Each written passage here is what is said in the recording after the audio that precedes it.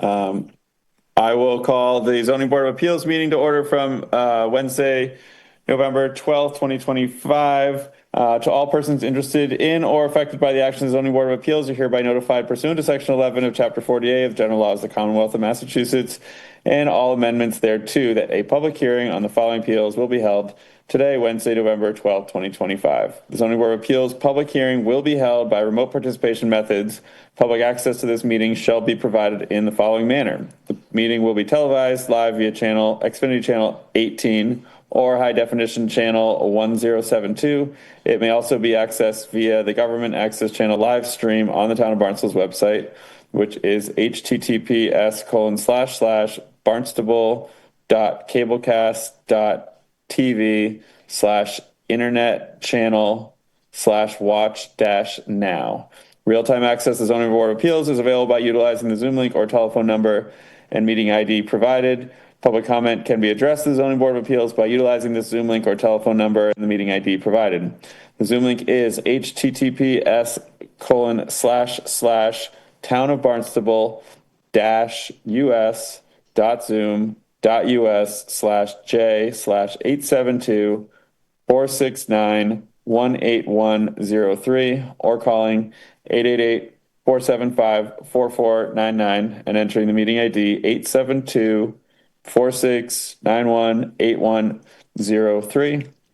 Applicants, their representatives, and individuals required or entitled to appear before the Zoning Board of Appeals may appear remotely and may participate through accessing the link or telephone number provided.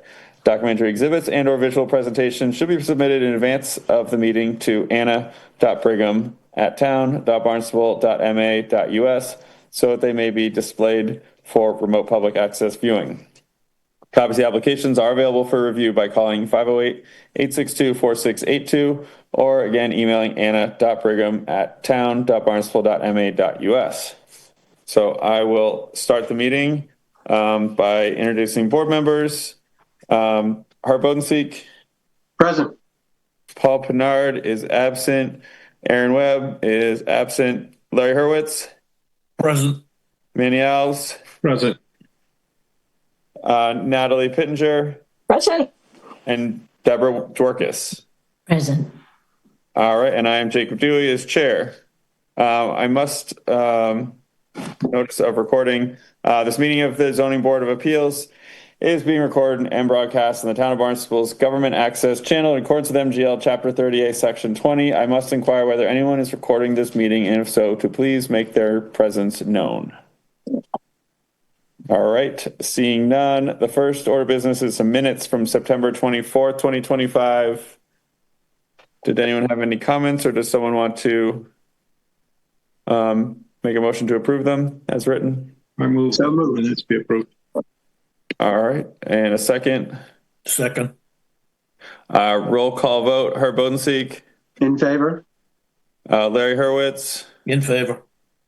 Manny Alves. In favor. Natalie Pittenger. In favor? Deborah Dworkis. Yes, in favor.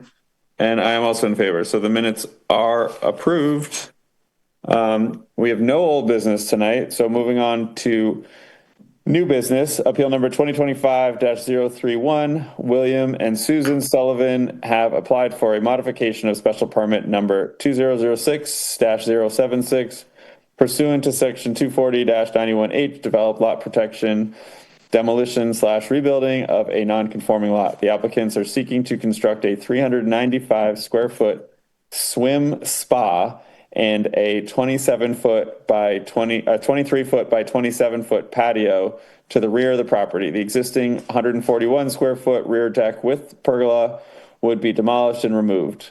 The applicant's proposal increases the property's lot coverage from 18.1% to 19.9%, and the maximum allowable lot coverage is 20%. The applicant's request that the board approve the special proposal pursuant to condition number 7 of special permit number 2006-076 and allow the additional build out. The subject property is located at 990 Main Street, Katuitt, Massachusetts, as shown in Assessor's Map 034 as parcel 034. It's located in the Residence FRF zoning district, and we did receive a letter.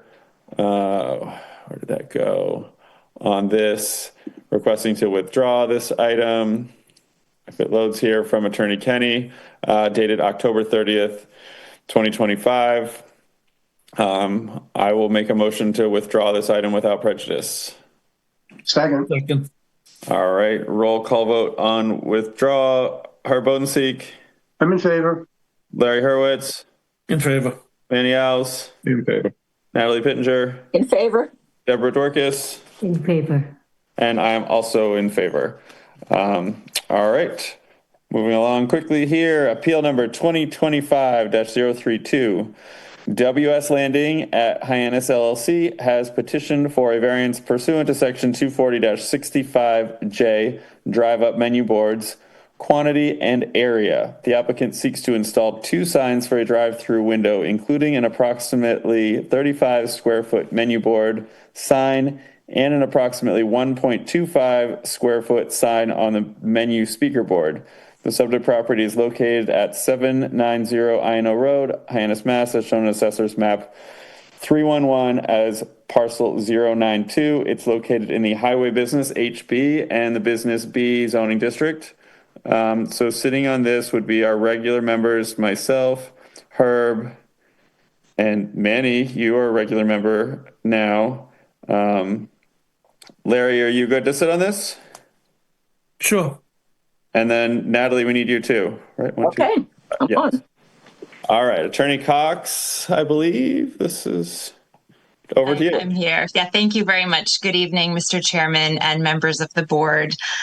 For the record, my name is Eliza Cox. I'm an attorney at Latanzi, Spalding, and Landreth in Orleans, and pleased to be here this evening on behalf of the applicant. Joining me this evening is Katie Campion from WS Development, which is a representative of the ground lessee of this property, and also Ron Hart, who is here on behalf of Panera Bread. It should be on the Zoom call as well. I have some slides I was going to show the board, so I'm going to try and share my screen. Are you seeing my slideshow, Mr. Chairman? Yes, it is up. Okay, great. So let me get to the next slide. Oh, hold on one second.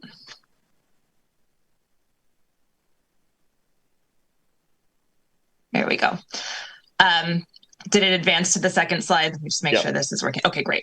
So the topics that I was going to touch on briefly tonight in our presentation orient you to the property, which I know the board is very familiar with. Reference briefly some of the prior zoning decisions that affect this subject property. Show you the menu board signs, go through the variance criteria, and then I did have a couple of comments on the draft conditions in the staff report, which I did reach out to Anna in advance to let her know as well. So the subject property, I know this is a site that's very familiar to the board. It's been before the board many times, including earlier this year, and then in the recent history before that. The site is, of course, on Route 132. It's the landing at Hyannis and on Airport Road. So on this graphic, to the bottom is 132, to the left is Airport Road. The boundaries of the property are shown in dotted black lines on this graphic. The site in area contains just under 27 acres and obviously is developed with multiple structures, parking, access, egress, and associated improvements. This graphic, for those of you that were on the board back in January of this year, you may remember this graphic. At that point, we were seeking a special permit, which was granted by the board to allow for 2 drive-through windows associated with what we were calling phase 2. So this is, again, just a reuse of that graphic. And in January of this year, the board approved a drive-through special permit for Chase Bank, which is located right here, and also for Panera Bread, which is under construction, located right here on the plan.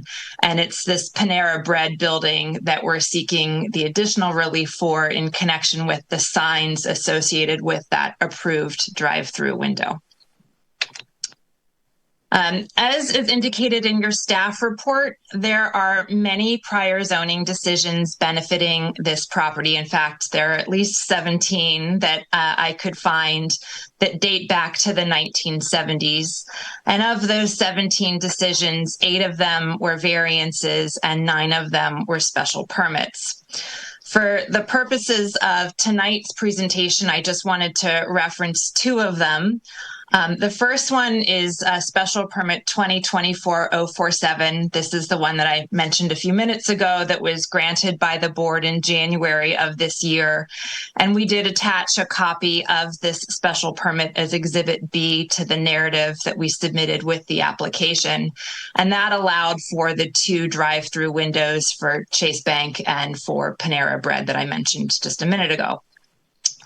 The second decision I wanted to refresh the board's memory on is Appeal 2023-2022, which was a variance decision granted in September of 2023. And this was attached as Exhibit A to the narrative that we submitted with the application. That variance decision created and authorized a site-wide building and pylon signage criteria for this shopping center. That approved signage package that was approved as part of that variance did not address drive-through ordering. Under the signage package, a tenant in location A, which this building would be located in that location A under the approved sign criteria, is authorized to have 150 square feet of building, so wall signs and blade signs. The signage package excludes things like directional signs, safety signs, pylon signs, and only deals with the wall signs and the blade signs. And it authorized for this particular location up to 150 square feet of signage. So getting to the signs that we're seeking relief for this evening. This is a blow up of the site. The orientation is slightly different than the graphic I showed you previously. So here, Route 132 is located where my cursor is. Here is the Panera Bread building that's under construction. And I've circled on this plan, and this plan was submitted as part of the application materials, the locations of the 2 signs that are in question. The first circle here in blue is where the speaker board is proposed, and that's essentially a canopy with the speaker on it. And there's a very small sign that orients customers to where that speaker and microphone location are. And I'll show you the detail of that sign in just a minute. And then just behind that sign is the larger menu board sign, which again, I'll show you in just a moment. So these are the locations of the 2 signs that are in question this evening. And here's the first one. This is the larger menu board sign. So this is the sign that's shown in pink on this graphic. This menu board sign is proposed to be mounted about 14 inches off of the ground, and then it measures itself 4 feet 9 inches in height by 7 feet 4 3/8 inches in length or width. And so the total area of this proposed sign is 34.98 square feet. This is designed as a static design, meaning that it displays a pre-printed menu that can only change if it's manually replaced. It's proposed to be backlit to illuminate the sign, that gives enough lighting to make the sign visible, but not to impact the surrounding area, which is essentially the drive lanes and the parking area. The sign is set back about 90 feet from Iana Road and is buffered by the plantings that are existing along the property's frontage. The second sign that's the subject of this application is the so-called speaker board sign, and you can see I've circled that in blue. So just above it is the microphone and the speaker, and it has just a very small sign, which is about 1.25 square feet. So again, very small, just below the speaker board to orient people who are placing their order while they're looking at the larger menu board to be speaking in and out of the microphone and the speaker located on the sign. And there's a canopy so that if there's inclement weather, you're not getting wet when you're placing your order. So in terms of the variance that we're requesting and the criteria, there are unique circumstances relating to this property. This is very well documented. There are 8 prior variance decisions finding unique circumstances relating to the irregularly large size of this property, irregular topographic changes, the fact that there are multiple frontages and multiple structures that warrant relief from under the variance criteria. The second criteria is that a literal enforcement is a substantial hardship. The zoning ordinance allows a 3 square foot menu board, and we suggest that a literal enforcement of that ordinance at 3 square feet is a substantial hardship. The proposed size is needed to allow for safe, efficient, and effective operation of the drive-through. It's intended to display a menu, which simply cannot be displayed on 3 square feet. So a literal enforcement of that square footage limitation would effectively eliminate the purpose of the drive-through itself by not displaying the menu. Finally, the last prong, that there's no substantial detriment or derogation, is also satisfied. At 36.25 square feet, the proposed signage is about 30% smaller than the allowable signage of a drive-through menu board in the Scrod district, which is the district that overlays the Cape Cod Mall property. They allow menu boards at 50 square feet, and here we're again about 36.25 when you combine those two signs. In addition, the proposed signage is smaller than the drive-through boards that this zoning board authorized for McDonald's just down the street from this property. In decision 2021-13, the board authorized a total of 40 square feet of menu board signage for McDonald's, just down the street from this property. Again, the setback from Iona Road is significant, so it's not going to have any visual adverse impacts along the public road. And again, the menu board, having it be adequately sized, is essential to its operation. Finally, I would just note again, I mentioned previously that under the approved sign criteria the board granted for this property and for this particular location, the signage criteria, again, which only speaks to wall and blade signs, allows 150 square feet for this particular tenant building. What's proposed with the wall signs, the Panera wall signs, plus the 2 menu signs would be 103.07 square feet. So in fact, again, this doesn't include directional signs and safety signs or the pylon sign in either calculation. But what's proposed is actually less signage than the board authorized in the sign criteria for this site, albeit reconfigured differently by having these 2 drive-through signs versus just building and wall signs.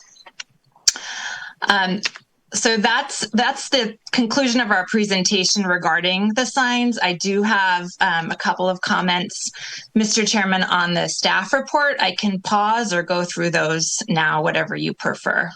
You can go through them. I think that's fine. Okay.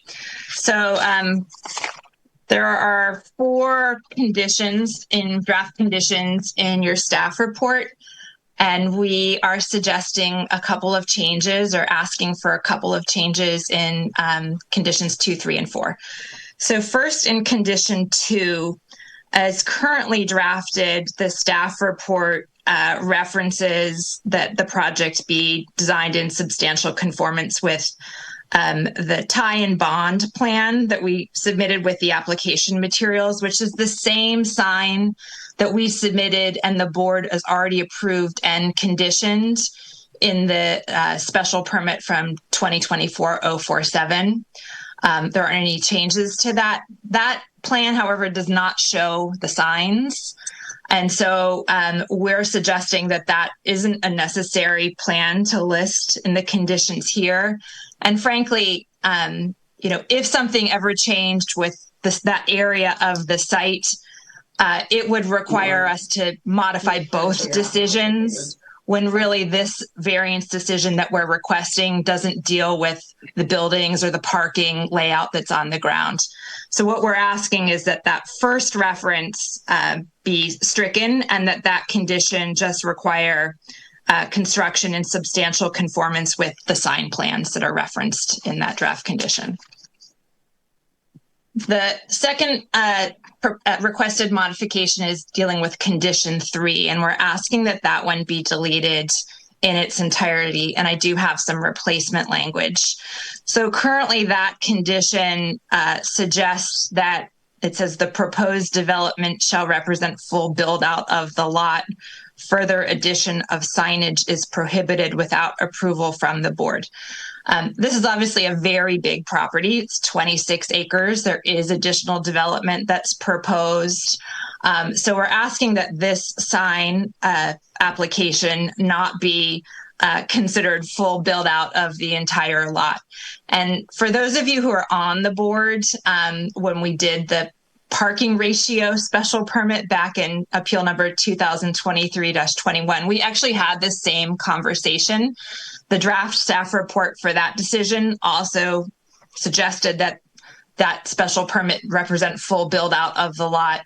The board, we discussed it, and the board agreed that that wasn't needed or appropriate for this large site, and actually did not include that condition in the parking ratio special permit, recognizing that there is likely to be additional build out of this very large shopping center property.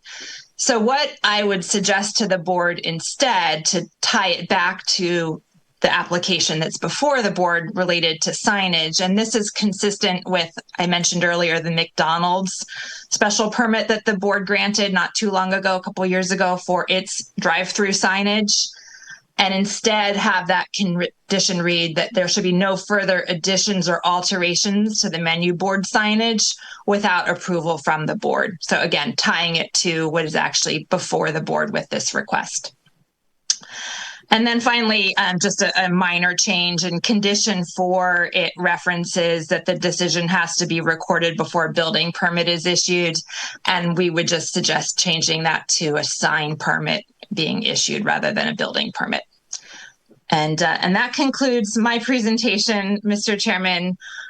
Katie, Ron, and myself are happy to answer any questions that the board may have, and I'll stop sharing my screen. All right. Thank you. Is there anyone from the board that has questions regarding this? Yeah, I do. Go ahead, Natalie. Yeah, I just wonder if you can go back to where you had, let's see, the original sign of the menu board there. The main menu? No, it was before that. It was where you had the red and the blue. Yeah, sure. Yeah, just that one. So that you can just show me where how the drive-through is going to work. Sure. Right. This is the plan you were talking about?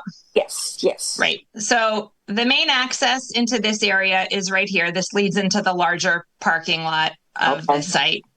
You would come in, you come around the building, and these little green dots, they don't show up well. These are all directional signage, so parking, striping, directing cars through the site. Okay. You come around the site, and you can see there's a sort of pass-by lane here on the outside, and then the inside lane here is the drive-through lane. Okay. So you come right here, we call it a safety sign. It's basically shows like the height of the drive-through. So you come through the safety sign, stop here where you see the menu board, and this is where you place your order. This is the speaker board. And then you come, after you've placed your order, you come around and pick up the food at the drive-through. Okay. All right. So that this menu board then is right there where the speaker is. Yeah. So the speaker is just so you can park by the speaker while you're looking at the menu board. Right. Exactly. And you talk into the speaker. Yep. Sure. Okay. All right. That's it for me for now. Other board members? Let's see. Yeah, Mr. Chairman, I have a Go couple. ahead, Manny. Ms. Cox, good to see you. Yes. A question. When I looked at that provision, First of all, it doesn't speak, unlike the scribe provision that you pointed out in your narrative, it doesn't speak specifically to drive-throughs, right? Correct. It just talks about a menu sign or board. And I guess I'm curious why you, well, it's not a fair question, but I'll ask anyway. First of all, the absence of a reference to a drive-through. Not in this section. Any thoughts as to why that was treated that way? No, I mean, obviously this was knowable and known. I mean, they allowed for a 50 square foot in the shopping district. I don't know why there isn't a menu board, a larger sort of drive-through menu board signage definition and criteria in the zoning ordinance. I will say when we were getting this application pulled together, there's lots of drive-throughs up and down Route 132. We did look to see how those existed. The only relief we could find is for the McDonald's just down the street, which got the relief from this board to allow for its 2 menu signs.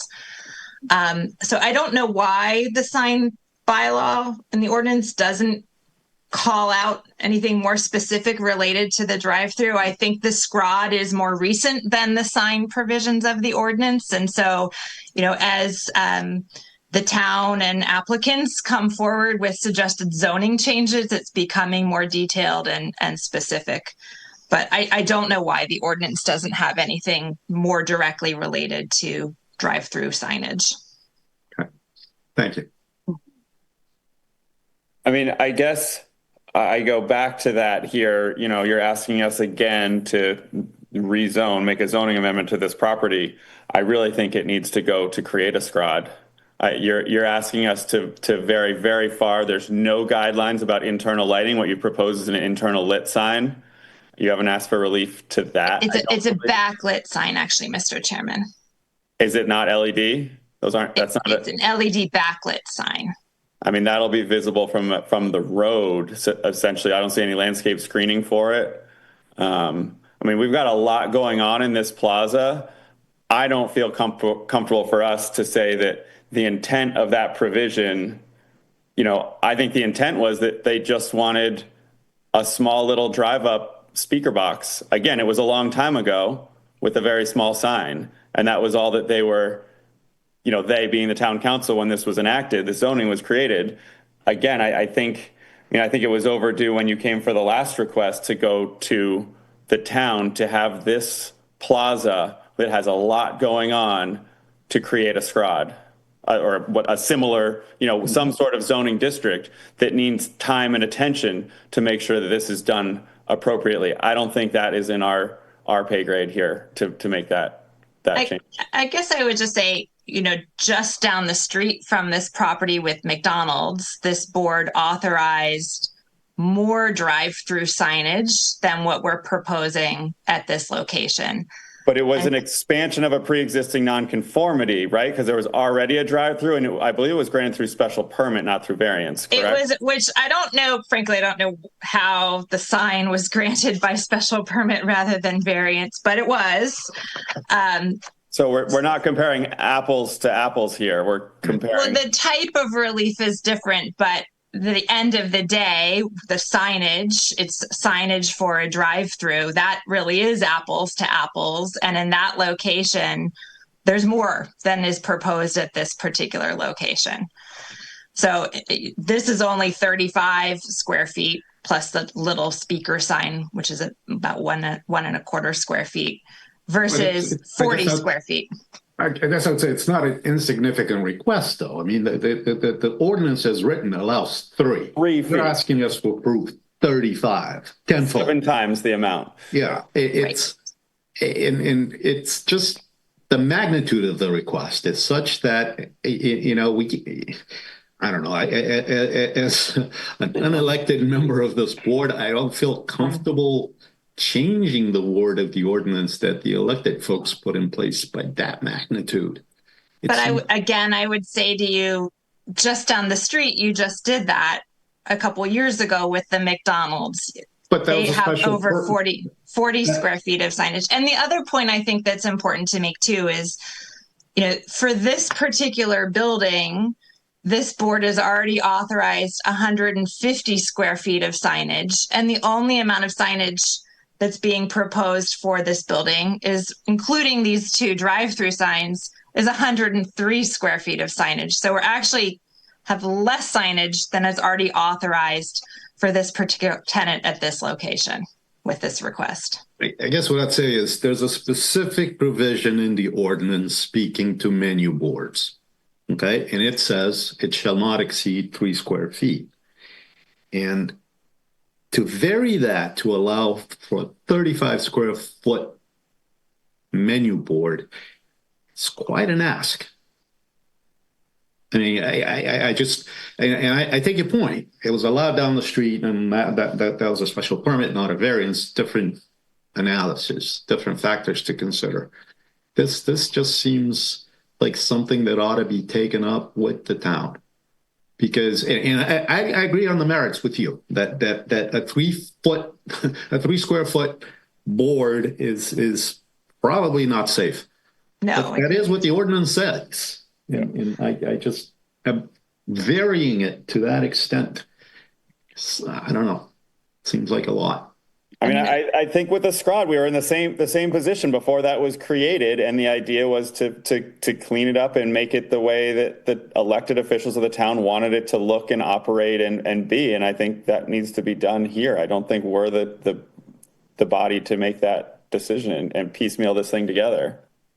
It's a multi-tenant piece of property. McDonald's single tenant piece of property or single business property. And I believe that I didn't read through the special permit decision from that, but I believe it was for a second sign was the ask. It authorized 2 signs, 2 drive-through signs, and the drive-through related to the drive-through itself. Yeah. And you had some pre-existing nonconformity there, I believe, right? Yeah, but that doesn't apply to signs. You don't get the benefit of pre-existing nonconforming when you get a new sign.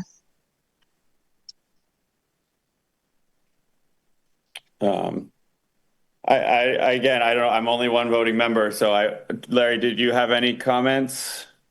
Or Natalie, further comments? My comment's very similar to Manny's. I mean, it's quite an ask to go from 3 square feet to, 35. I mean, that's quite an ask. I mean, I guess the other thing, and I think Manny was getting at this in his comments earlier, like the definition of, I think this is the closest sign that we thought applied, but even the definition of a menu sign in the signs section of the ordinance talks about the menu presented at table side.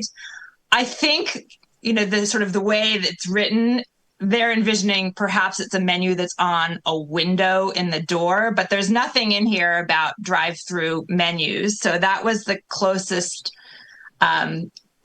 provision of the ordinance that we thought could possibly apply. And obviously there has to be signs for a drive-through. Otherwise they don't function. And the bylaw allows drive-throughs by special permits, including for restaurants. So I think the board certainly has the flexibility to grant this and the authority to grant this under the variance. And I think the variance conditions are met.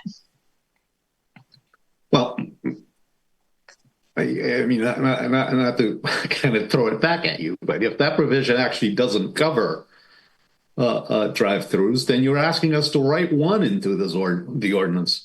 Well, yeah. I mean, I think it talks about a menu. So that was, the only provision in here that talks about a menu, which is what is proposed. Okay. It seems to me there's a gap in what the ordinance says, or if you allow for a drive-through. To your point, you can't have one without signage. I get that. And the 3 square foot seems really small, but it's what the ordinance says. And again, I think it reiterates the fact that the ordinance needs to be updated, and that's not what's before us. That's not our job. I think it should have been done at the very beginning of that plaza being redeveloped and probably in the lease, negotiations, et cetera. But that wasn't done, and here we are. So again, I think maybe it needs to happen now, but I'm just one voting member here. So if there's no other questions, I can open for public comment. That'd be great. All right, I will open for public comment. Do I have anyone here that'd like to speak to this? Just speak up. There's a lot of people in the room. Ms. LeBlanc, was that a hand? No? Okay. Councilor Ludke? Yeah, I'll speak up. This is a fantastic discussion. And I think there's been some really good points made. I can see why the applicant is seeking what they're doing. And because it's obviously what we do these days, we have these drive-throughs and they're ubiquitous. And then I can see the point that you're making on the zoning board, that this is a big ask for you. And if we keep doing it this way, then I don't think it's the right way to do it. So I'm leaning more towards what the zoning board members seem to be saying.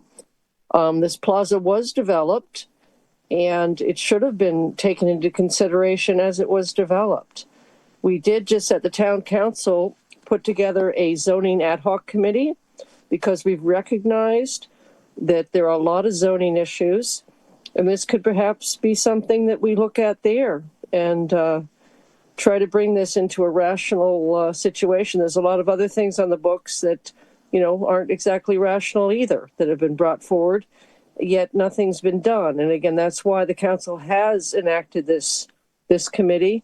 And it's something that, this is just one more example of what could be done. I also, I look at the location. You bring up the McDonald's. I believe the McDonald boards are behind. Just like the Wendy's ones are, they're all behind. And yours are facing right where you're coming down 132, and you take a right to come in, to the Old Navy and stuff like that. So they'll be very visible as you're coming in. It's a tough little area. And I agree, someone had mentioned, I can't remember who, that there's no screening shown there. And that is probably a very important thing to consider.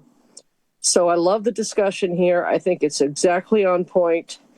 And I do think that instead of keep doing this and keep putting the burden on the Zoning Board of Appeals, the town need to get its act together and look at a lot of this stuff and, come into this century and address how we want to handle it in a comprehensive way. So thank you for the opportunity to comment. Thank you, Councilor Ludke. Is there anyone else here that wants to speak to this? All right. I don't believe we received anything. Anna, did you receive anything later? No. Okay. No, we didn't. All right. I will make a motion to close public comment. I'll second that. All right. Roll call vote on closing public comment. Herb Odenseek, In favor. Larry Hurwitz, In favor. Manny Alves, In favor. Natalie Pittenger, In favor? and I am also in favor. Attorney Cox, how do you want to proceed here? I don't think you need 4 to pass this. It's a variance. Yeah, I mean, this puts my client and tenant in a difficult position. This building received approval for a drive-through for this restaurant. It's under construction, and what the board, I think, is essentially saying is go get a zoning change through town council, which can be a rather lengthy process for this one particular tenant. I don't disagree with you that this zoning ordinance is antiquated and should have better definition around what is allowed for drive-throughs with restaurants. But requiring us to go when this board has the authority to grant variances and has already allowed more signs than what's being proposed, this definitely puts this project in a difficult position because it could take some time to go through a zoning change for something that I think we all know needs to happen. So, I guess I would ask again the board to reconsider if they would be willing in this one instance to grant a variance so noted about dealing with future changes regarding this particular plaza and signage or other zoning changes that require variances. I guess I haven't had a chance to talk with my client regarding this, and it's hard to do that on Zoom. But I guess if you would consider allowing us to continue this so I can discuss with my client how best to proceed, and then we would come back at your next hearing and either ask you for a vote or withdraw at that point, that would be helpful. And I guess two quick points I wanted to make. The sign is actually oriented internally towards where like Old Navy is located. It's not directly oriented on 132. And there is landscaping all along the frontage along 132. So I think it will have very limited visibility given the setback, the landscaping, and the orientation from Route 132. But I guess if the board is not inclined to grant this tonight, I would ask that this be continued to your next hearing to allow us to regroup, and then we would come back to you. Okay. Yeah, I mean, one other comment, yes, drive-through. I mean, just thinking about drive-throughs, a bank drive-through is a drive-through as well that probably has that square footage of signage. So I think maybe the council back in the day's intention was that these were for bank drive-throughs that could have a open close sign in the window or a bank name in the window, and that was the extent that was allowed. So I don't think it was taken into consideration, these types of things. And you still could put the drive-through in, and it could be mobile ordering or whatever. Mobile. There are ways around that the business could operate. The space, not ideal. But in the meantime, it could operate, and the business does currently operate without a drive-through. So in the plaza. So I think there's options for them to work on this. I mean, I think the council will be agreeable, and I think I think there's a lot going on here. Like we talked about the screening, I think that our higher powers really need to consider all of that and make proper provisions of where the signs are, how they relate to things, and how visible they are. I mean, again, we didn't get into anything with the lighting. Yes, I guess you're saying it's internally lit, but I go back to it's backlit. Backlit. So, but I go into, okay, but it's an electronic sign too. So, we got into LED, we've gotten into LED lighting, lit signs, and LED things on roofs or fluorescent. Our sign code is very outdated, obviously. So again, I just think it's a big ask on a lot of different levels to just sort of green light one through. But I mean, again, I'm just one member. I have no problem with the continuance. I think that is great to work on it, and maybe have some discussion with, a town councilor too, or someone that would maybe sponsor an amendment if you guys, put together a proposed change. But, it's something long overdue for the town to look at sign code. Does other board members okay with the continuance? I think I'd make a motion to approve the continuance to the next meeting. Attorney Cox, how far out, and are you preferring in person or remote, or doesn't matter? I think, this tenant wants to open soon. The soonest we can get a continuance, I think, would be great. And are we okay for December 10th? We are. Okay. So it would be December 10th. So Manny, you made a motion to continue. This is appeal number 2025-032 to December 10th. We have a second? Second. All right, roll call vote on the continuance. Public comment is closed. We have assigned members, but the public hearing is open. Paul Pinar, Herb Bodenseek. In favor. Manny Alves. In favor. Larry Hurwitz. I'm in favor. Natalie Pittenger. In favor. And I am also in favor. Thank you very much. We'll see you. All right, thank you, Attorney Cox. All right, moving along to our next item, appeal number 2025-033. Champ Homes, Inc. has petitioned for a variance pursuant to section 240-24.1.8, table 5, dimensional standards in the downtown neighborhood district.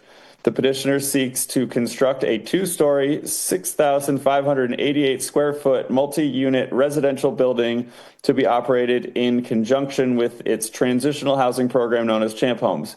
The subject property is located at 75 School Street, Hyannis, Mass., as shown in Assessor's Map 327 as parcel 258. It's located in the downtown DN zoning district. So sitting on this would be our regular members, Herb, Manny, myself. Deborah, do you feel comfortable sitting on this, or do you want to sit on the sidelines a little longer? It's up to you. Happy to have you. No, I'll sit on it. Okay. So Thank you. Deborah, And Natalie, do you want to sit on this? Sure. Okay, Natalie. Attorney Boudreau, whenever you're ready. Yes, good evening. For the record, my name is Mark Boudreau, and I'm an attorney in Hyannis, and I'm very pleased and proud to be here representing Champ Homes. With me is the executive director, Adam Burnett, and the president of our board of directors, Jim Danhauser. For those of you who are not familiar with Champ Homes, since 1989, the organization has operated as a nonprofit 501c3 educational corporation providing transitional housing for those that find themselves homeless or on the verge of being homeless. Our main building is located at 82 School Street, across the street from this location, and we are proposing to sell that building. It has become a maintenance nightmare, and it really is not ideally set up for our champs and the programs that we offer.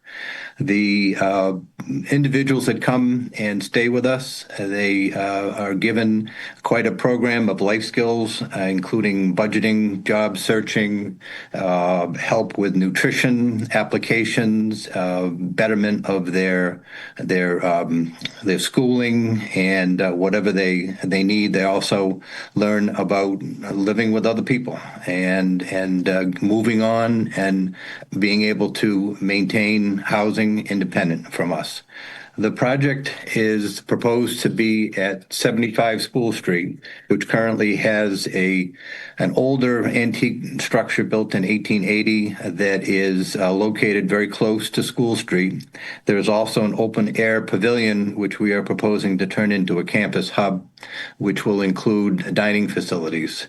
The proposed new building has gone through two informal site plans, and we have an approval from a formal site plan. We also have had the architectural plans approved through the downtown Hyannis Historic District, and we did have the need for one variance for parking.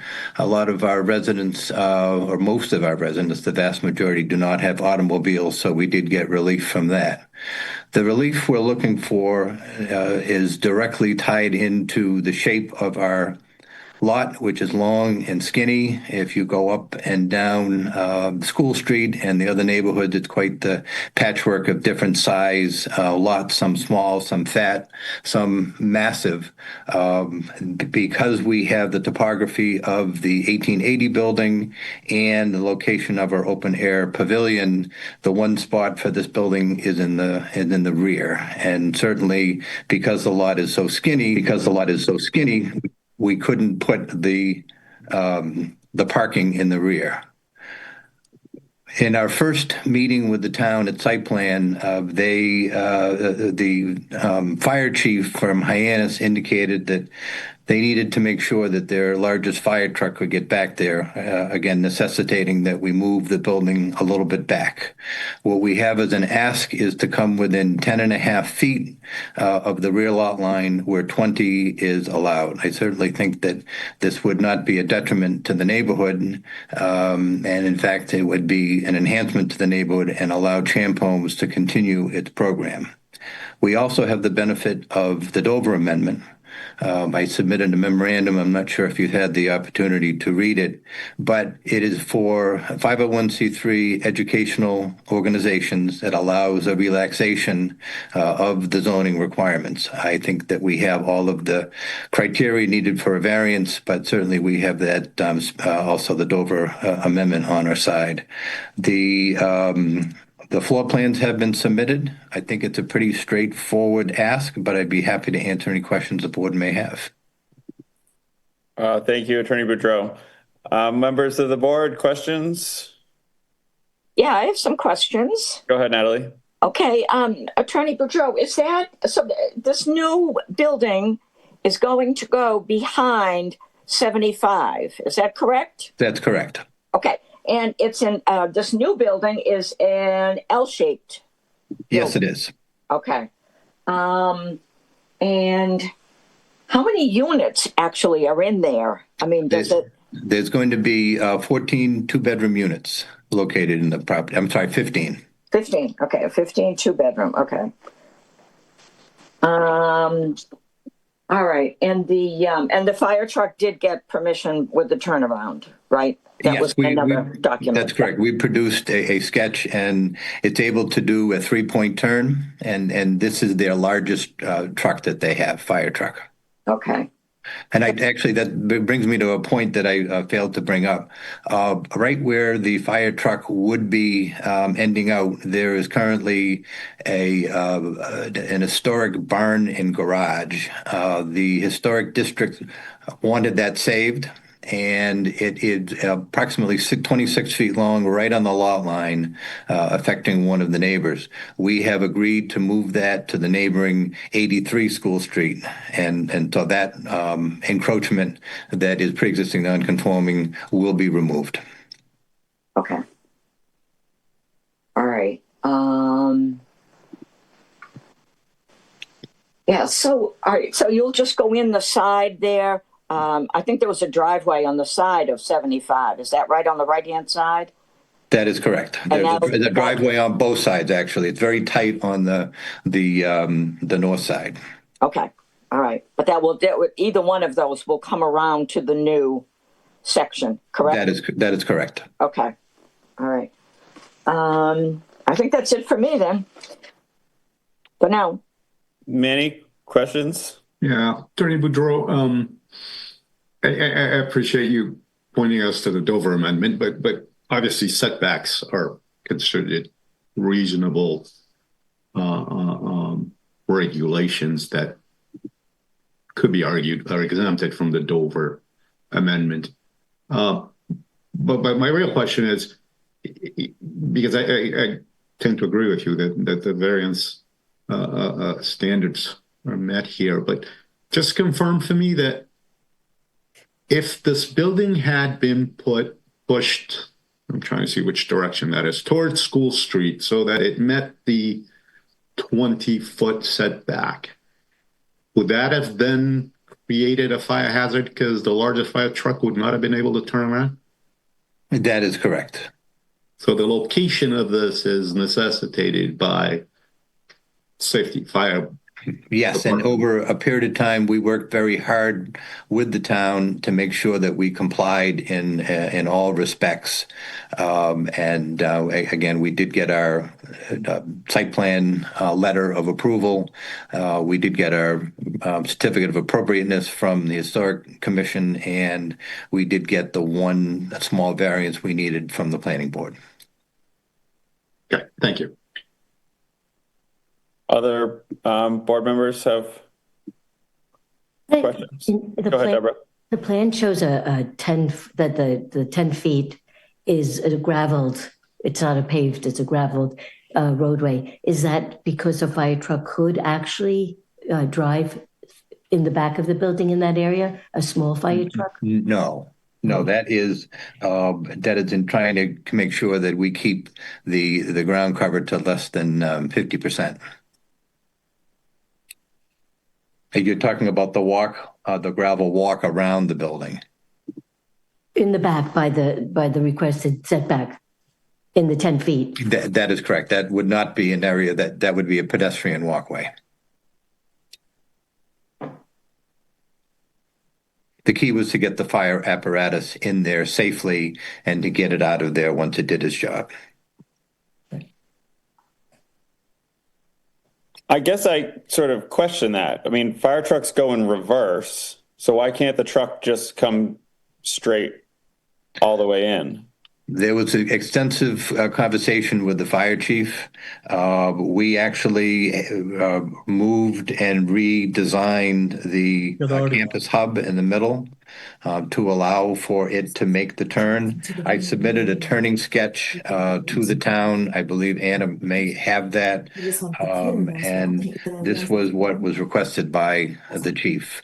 They don't like backing up a long distances. They want a 3-point turn. If you take a look around at a lot of commercial developments that need, or even residential developments, they often have a T, which allows your fire trucks and ambulances, but your fire trucks really to be able to do that 3-point turn, which is deemed to be the safest. But in the sketch you provided, it shows a fire truck, but it's taking into account those parking spots, and presumably that there'd be cars there that would somehow block. That's correct. Was any conversation, any discussion had, since you mentioned earlier that parking is not a concern for some of your clients, to perhaps move the building within the setback and eliminate some of those spaces? We're tight with the spaces we have. We do have staff that will be using that. And so, yes, we made a legitimate argument that we needed to reduce the spaces, but I would certainly not be comfortable with reducing them much more. Understood. Thank you. And the fire department's comfortable with 8 feet 8 inches as part of their lane access on that side? Yes, this was submitted. They're not going to be doing a full turn. They're going to be doing a 3-point turn. So where you see the fire truck, they will be backing up into the open area and then heading out front first. So heading out in the direction they came from. Yeah. Correct. Okay, so they're not able to go around because that is correct. This is the T that I was speaking to that allows them to come to a particular point, get the job done, and then they can back up and again do a 3-point turn. And exit in the direction they came from. Yes, and this was our first meeting that it came up, and they were not willing to sign off on it unless we did this and showed them that their biggest truck can get in there as it's shown. And so, Trey Boudreau, the relief you're requesting for is only for 75 School Street. That's correct. Okay, which is the same lot shape and configuration to 67 School Street, which it abuts in the same zoning district, 53 School Street, not as long as deep as your properties on the other side, but in the zoning district, I see a lot that are a very similar.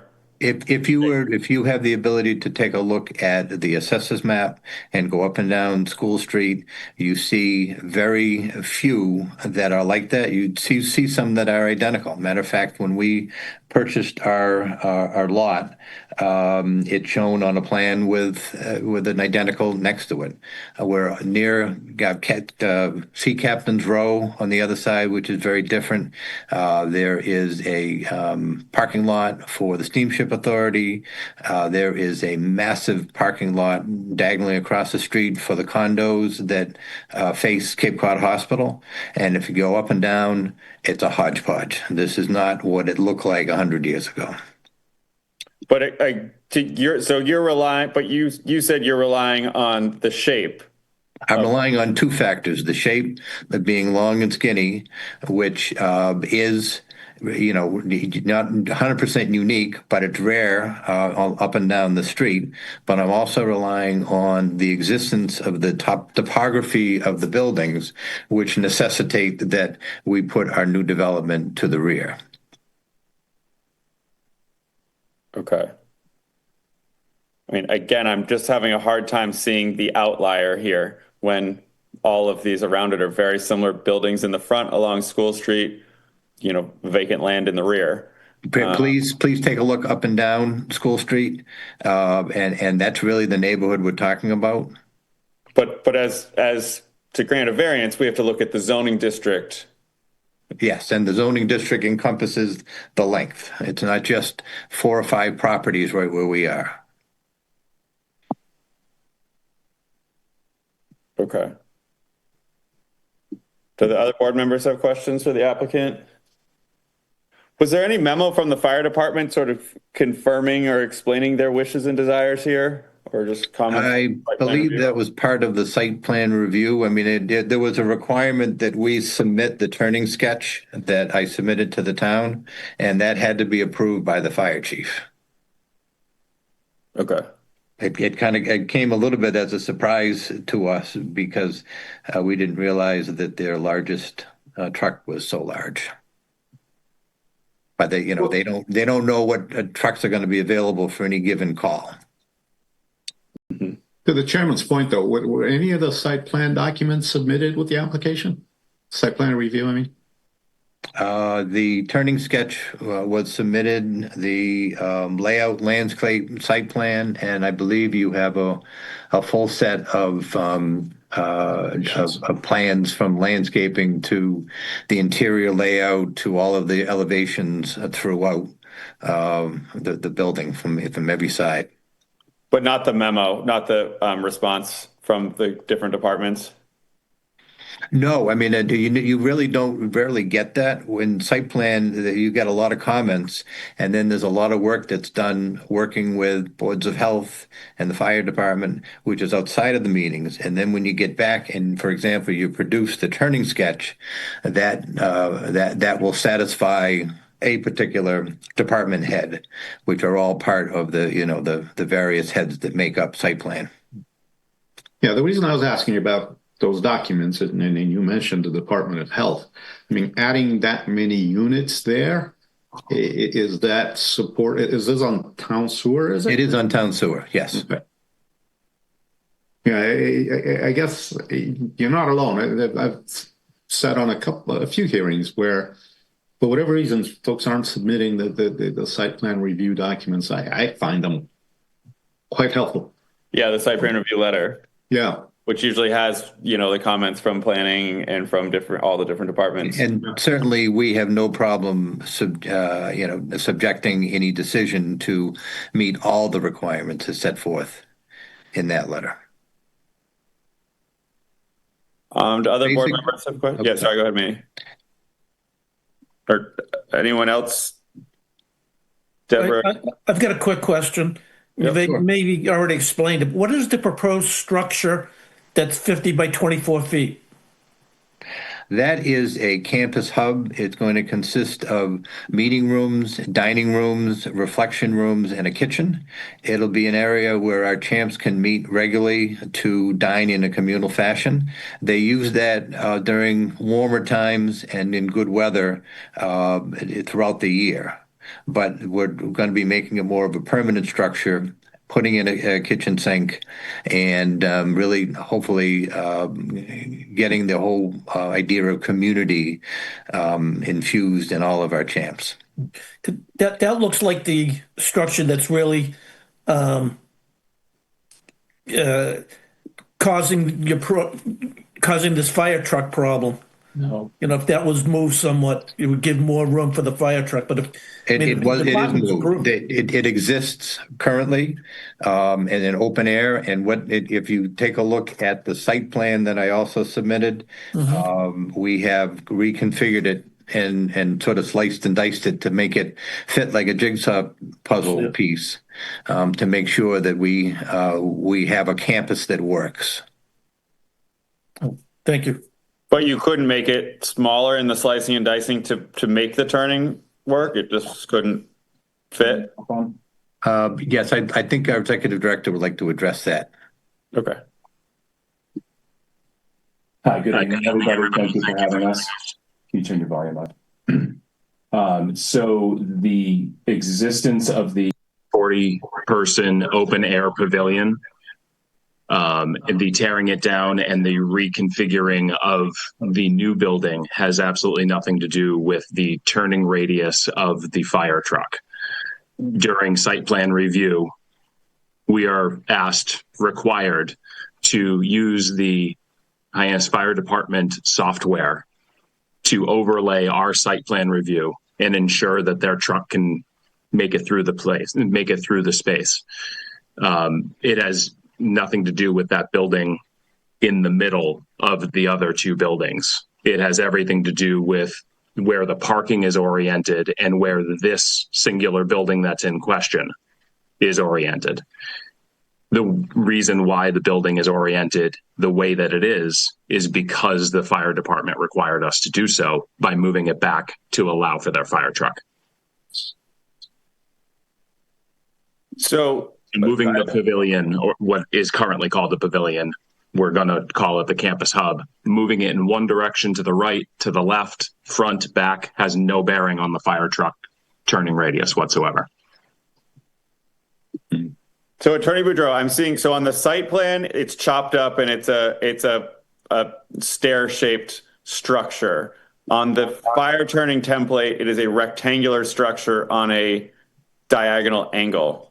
I'm sorry, Jake, my volume was down and I couldn't hear you in the very beginning of that. Could you please repeat what you just asked? So on the site plan, the proposed campus hub is a tiered stair-shaped structure or shape tucked in. I understand you're probably trying to keep it all parts of it 10 feet away from that was the 2024 when we did the sketch plan. Okay. So now, and then in the fire truck turning radius, it's a rectangular building on a triangle thing. That was proposed at the time, and then Yes, the rectangular building was proposed at the time. The site plan review, the layout, where it has got more jigs to it like that is the actual plan that was. So we don't have a fire truck turning radius with the actual proposed plans. No, because it doesn't make any difference. They overlaid it on the existing plans and approved those existing plans. It's already been approved. Well, is there is the turning radius that the fire department has approved with the final plans available? Can you bring that up, Attorney Boudreau? I don't believe that we have that at our fingertips, Jake. I mean, I think that's a significant piece that we're missing. So, Jake, I think there's a second page to that fire truck turning radius that has actually the shape that looks like the version that was in the original site plan. In other words, that laddered shape. Yes. But the one before it, the actual template that's been approved by the fire department, doesn't show it that way. Does not show it that way. Understood. That's my concern. Okay. All I can tell you is that the plans that we put forward in site plan review represent the updated version of that campus hub. And that was what was approved by the town and all of the various departments, including the fire department, after they overlaid the truck. Again, no disrespect. We're more than happy to get that for you. If it doesn't exist, we can make it exist, but it's been approved. So it exists somewhere if they approved it, because the fire department's going to want a turning radius template of your final structure placements. So it must exist, right? They've seen it? You're muted.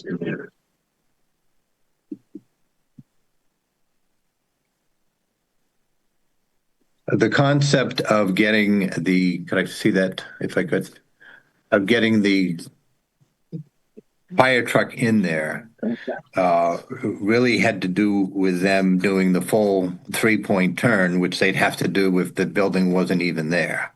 So there was the fire chief was there at our second meeting when the proposed structure, the campus hub was reconfigured, and there was no need for them to change that or to approve an amended plan because they wanted the 3-point turn.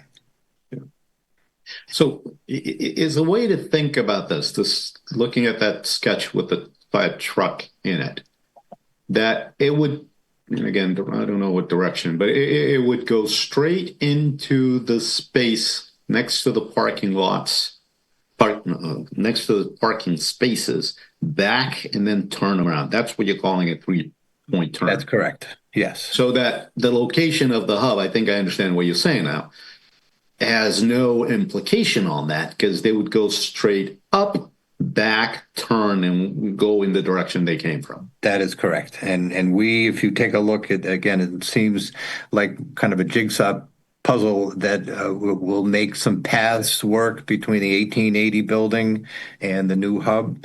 It was concerns that have nothing to do with the fire truck going in and out. It was the architect and making it work on the ground. And you're not seeking relief for anything having to do with the proposed hub. None whatsoever. Okay, understood. The entire project, which has been a couple of years, the only thing we're seeking relief on is the rear setback because of the reasons why we were pushing the building back. And there were no issues of lot area coverage raised at that site plan? Yes, they were, and we were able to put in some of those pavers that are part concrete and part empty that allow the grass to go through, and so we were able to get the structural integrity there without having too much coverage. Are you familiar with what I'm talking about? The pavers that are not solid? Yeah, they're permeable. Understood. Yes. Yep. We fought very hard to comply in every way that we could. Any other board members have questions before we open for public comment? Hold on, we haven't opened for public comment unless you're part of the. Hold on. No, I'm a neighbor. All right, just hang on one second. We'll get you in 1 second. Any other board members? We're all set. Larry, Deborah, Natalie. All right, Herb, are you all good? Yes, I am. All right, so I will open public comment. Just say your name and address for the record, and then you can speak. Sure. Thank you. I'm sorry for interrupting before. My name is Michelle Martin. I own the property at 64 South Street. So I'm one of the at least two, and maybe there's more homes on South Street that abut the Champs residences. And Chairman, please tell me if these questions are outside the scope of this hearing. I was familiar with, I think I participated in a hearing before that related to the changes that were being made to the pavilion. This is the first notice where I became aware of sort of an additional structure, residence structure being constructed on the property. So again, if these questions are outside the bounds of this hearing, please let me know. I know a member of the zoning board who spoke first, she asked the question, and the attorney advised that there are going to be 15 additional 2-bedroom units. One of the questions I have is, with the addition of the new units, what is the total population going to be in terms of the residents, and what percentage increase is this new building of the addition of these new units going to represent? That's my first question. 48, we're coming down from 51 to 48. Can I answer that? Yeah, go for it. Okay, we're actually going down from 51 or 52 to 48. Okay. I don't know if you heard earlier, but we have a building across the way that contains around 33 occupancy. We are, for a variety of reasons, we are selling that property. It's currently on the market. And we will be transitioning across the street to have our entire campus on one side, which creates some safety as well. But we're actually very comfortable. We are 35 years in business, and we're very comfortable with the size of being around 48, 50. So we're not changing it much, but we're going down a little bit. Okay, that's helpful. Thank you. The second question is, can you, and I know there will be unanticipated delays, and so I'm not asking for a binding or concrete answer on this, but a rough schedule of construction, because as I'm sure everybody on this call knows, the the area of South Street and School Street is a hub of construction right now, given the addition of the very significant condominium units that are being put up on the harbor.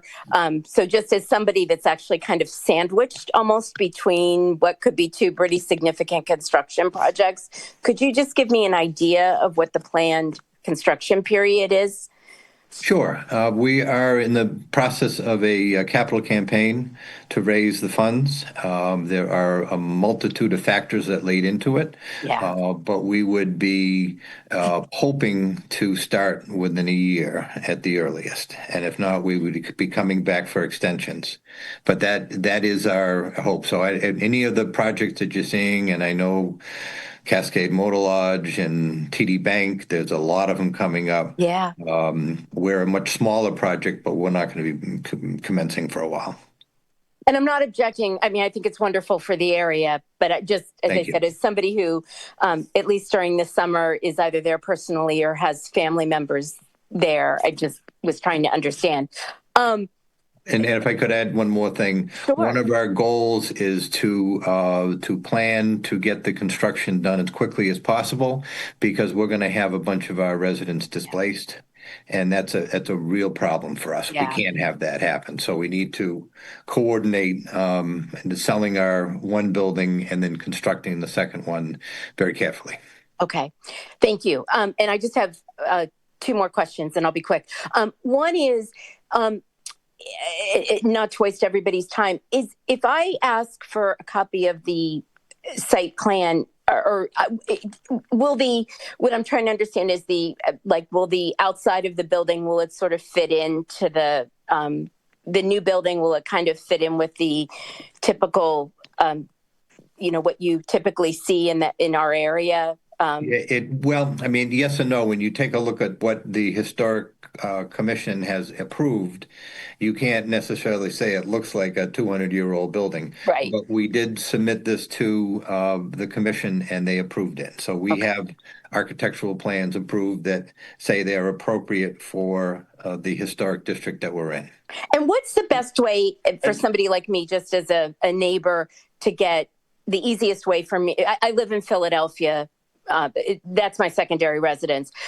For me to get just a simple picture of what it would look like. Do you mind if I give her out my phone number? Yeah, or Ms. Martin, it's also in the public record right now. It is? Okay. We have elevations in the folder for this, but feel free to connect with Attorney Boudreau if they're happy to share that. But sure. What was submitted here is on the Town of Barnstable's website, and it can provide you the link to where all the public documents are that have all the information provided to us. Perfect. Okay. But if they want to share more or talk more about it offline, you guys are more than welcome, but they're not required to. And then my final question, and again, thank you so much for being willing to answer all my questions. My final question is, and again, I'm an attorney by training, so I understand the nature of these hearings and statements and things like that.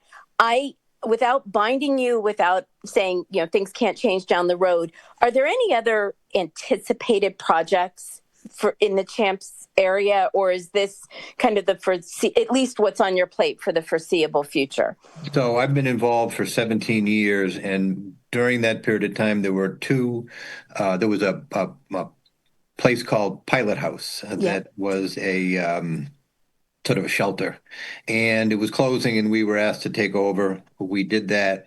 It's not in our wheelhouse. We have more of a community. We have a lot more educational programs, and we ended up abandoning that and learned our lesson. We do what we do well, and we're gonna stick to that. Okay. Thank you very much for answering my questions so thoroughly. Sure. No, I appreciate it. Thank you, Ms. Martin. Is there anyone else here that wants to speak to this? Jane Walsh, I'd like to speak. Yep. Hi, Jane Walsh here, 72 School Street. So I own the home next to 82 School Street and across the street from 75 and 63. So there's 3 buildings across the street from me operated by the Champ Homes, as well as the the building next door that used to be a nursing home. I bought my house 25 years ago when the Champ Homes only had the old nursing home, and it was run by the Heberts and had 24-hour oversight. And it was fine then. And it's, for the most part, been fine since, but there have been some changes. They picked up a couple of properties across the street and built a cottage. So it has grown. I did notice things change as there were properties across the street. There's a lot of coming and going across the street, smoking cigarettes, loud talking, this and that. Nothing horrible, but just, it can be disturbing sometimes late at night. I've got Adam's phone number on speed dial, and he's very quick to address the issues. But it is an educational home for people in transition, so there is that. I guess my comment is that the last I knew, they were not sure about what they were going to do with the building next door to me, which is 82.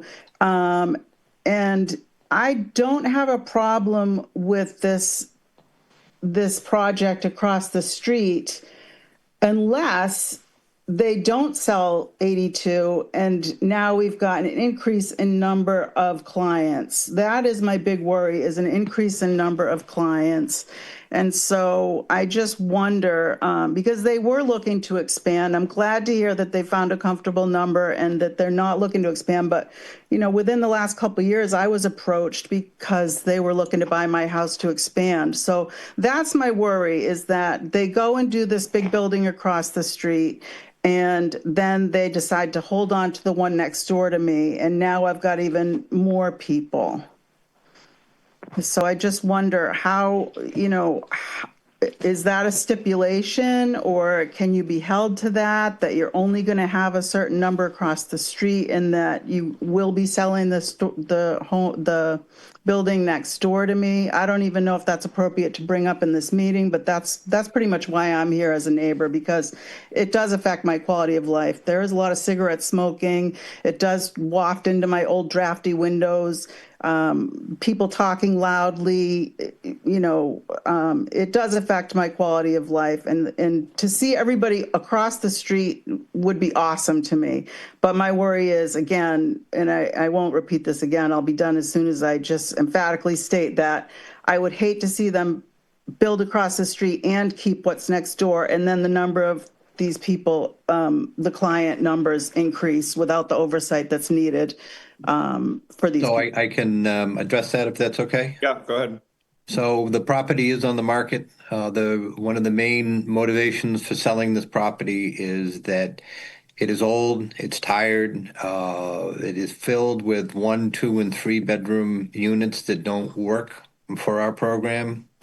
The plumbing is outdated. The furnaces are going left and right.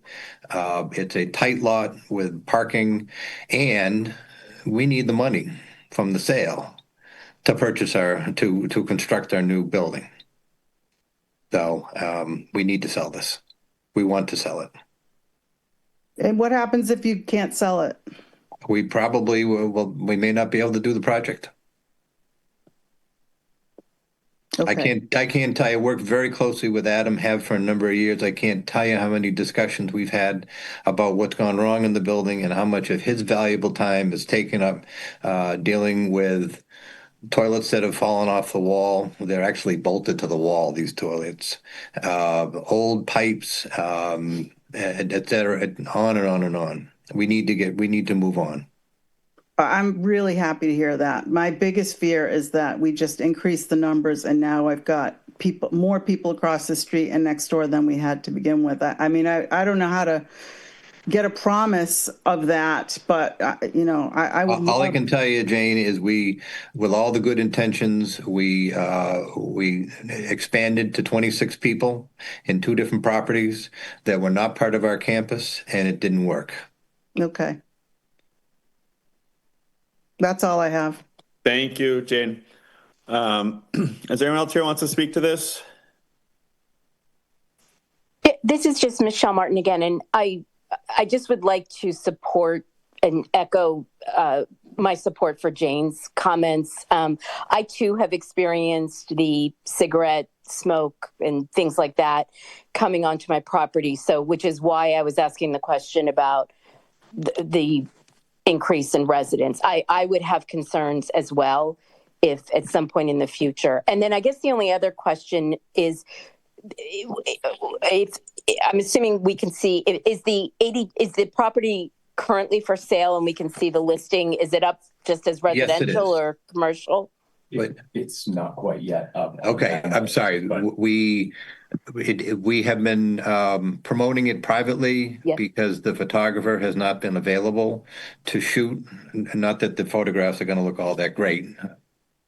But it is going to be. It was supposed to go live Monday, and do we have a time frame? No, but we're under contract. We have signed a listing agreement with a broker, and that is a good 3 weeks ago that we signed it. This isn't something we just did.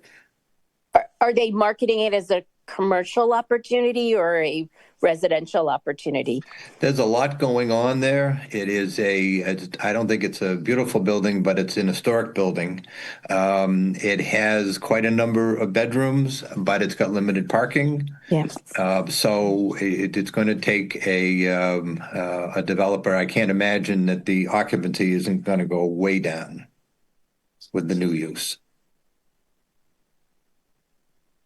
Thank you. One quick question, sorry. The smoking, is there a designated smoking area? How is that going to be handled? And then I'm done.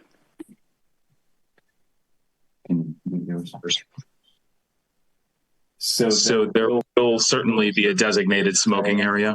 And one thing I'd like to also highlight is the fact that we are going to be reducing the amount of back and forth across School Street. Our participants that live at 75 and 83 and 83B have to come to 82 across the street multiple times a day to get food, to meet with staff, to meet with nursing, and vice versa. From 82 School Street, they walk across the street over to the pavilion to smoke. That's what we wish them to do, and they follow it 98% of the time. With this new configuration, we're all on one side of the street, all contained. So we reduce that back and forth, which creates a much safer environment and also better for all the foot traffic that goes back and forth to the ferries and so forth. So, Jane, there certainly will be a designated smoking area, and it will obviously be across the street from your property. Thank you. Will it be in the back, do you think? Or because it does come from across the street. I know it sounds crazy, but these are old homes with very drafty windows. And yeah, the wind blows this way. Wind comes from that direction. I'm just curious, have you got an idea where it's going to be located? Not to be picky, but I am just curious. No, I don't. Okay. There anyone else? Councilor Ledke, do you want to? Yeah, the only thing I wanted to ask, something that Mark had said, and it's not really before this board, but you'd said, you need the money to build a new one by selling.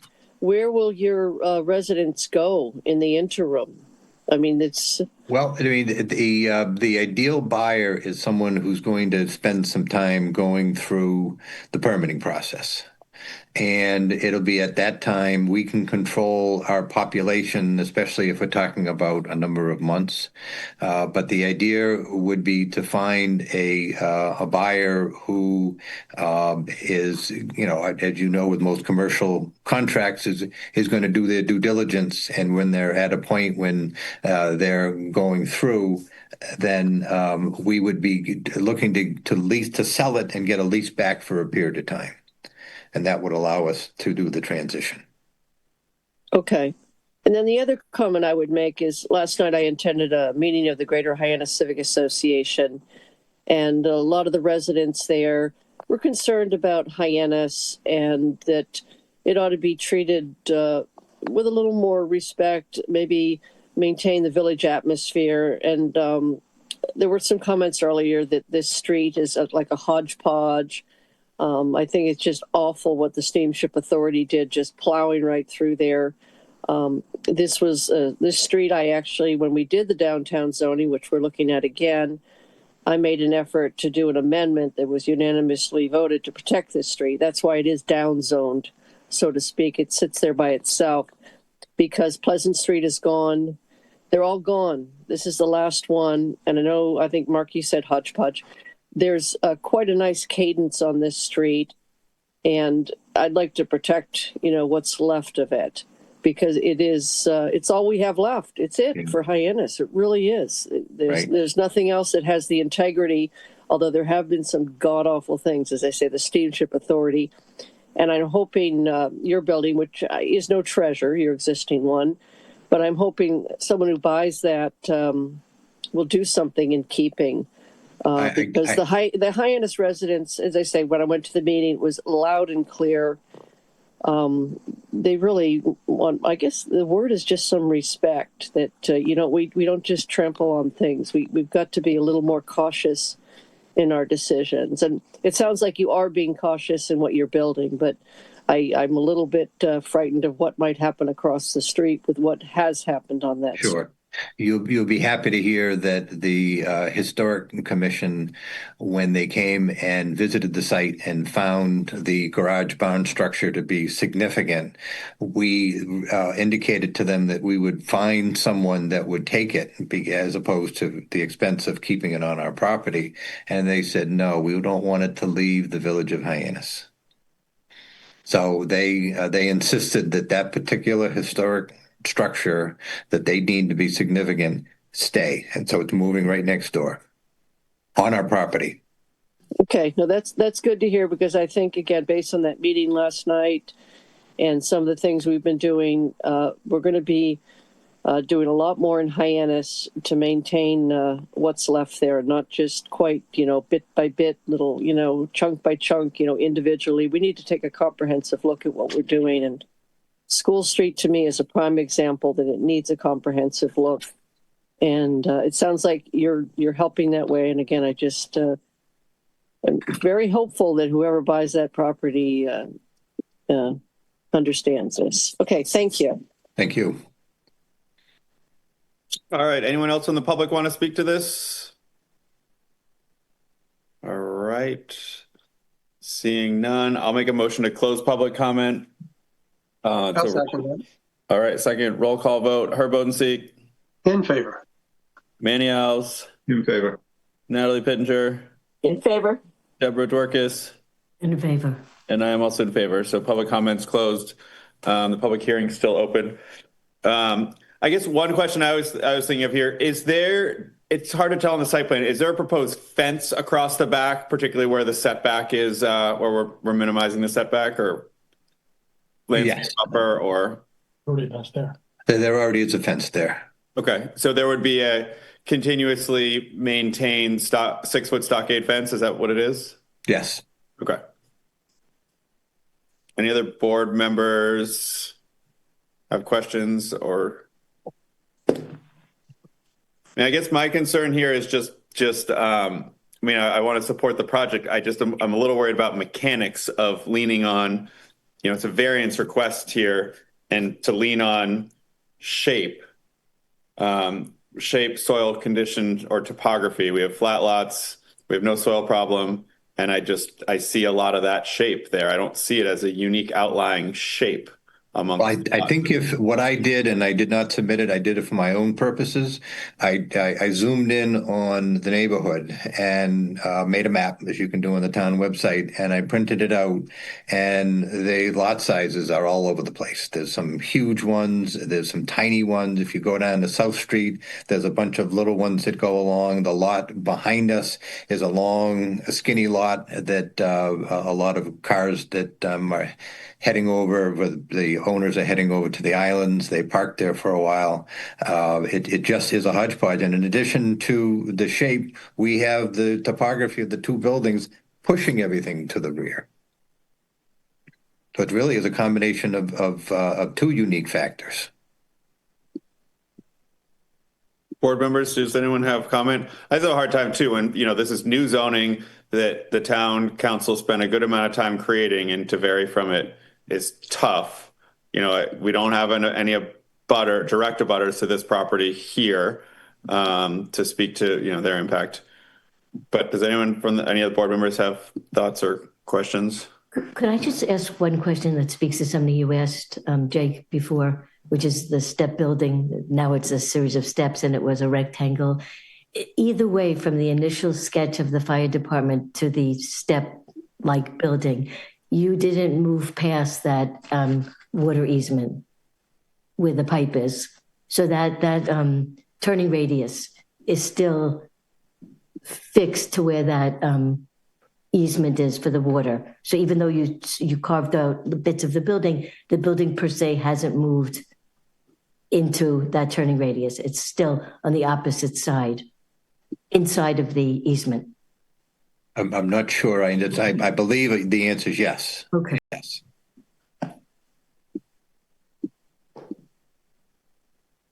Does anyone else have anything? Do we want to close the public hearing? I guess my view on this, Jake, is I somewhat share your concern, but I did hear Attorney Boudreau speak to the topography of land or structures in addition to shape, because I agree with you that the shape may not be unique, but given that in the historical building, because the variance provision speaks of structures, topography of structures. I guess I am comfortable that the prong one is met.